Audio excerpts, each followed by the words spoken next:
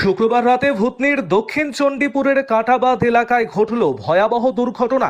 যাত্রীবাহী একটি টোটো ভ্যান কাঁটাবাঁধ থেকে নিচে পড়ে গেল। ঘটনায় গুরুতর আহত টোটো চালক সহ এক যাত্রী। আহতরা বর্তমানে চিকিৎসাধীন হাসপাতালে। রাতে ভূতনি থানার পুলিশ ঘটনাস্থলে পৌঁছে আহতদের উদ্ধার করে হাসপাতালে পাঠান এবং দুর্ঘটনার ক্ষতিগ্রস্ত টোটোটি উদ্ধার করে।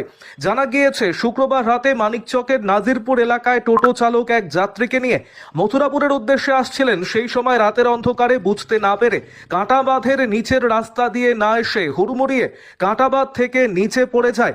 ঘটনার পর এলাকাবাসী কাঁটাবাঁধ এলাকায় বিশেষ পুলিশি নজরদারির দাবি তুলেছেন। আরও আপডেট থাকতে আমাদের ভিডিও শেয়ার ও ফেসবুক পেজটিকে লাইক করে ফলো করে দিন। আমরা শুনলাম কি এখানে টোটো বাদে যেহেতু কাঁটাবাঁধ যেহেতু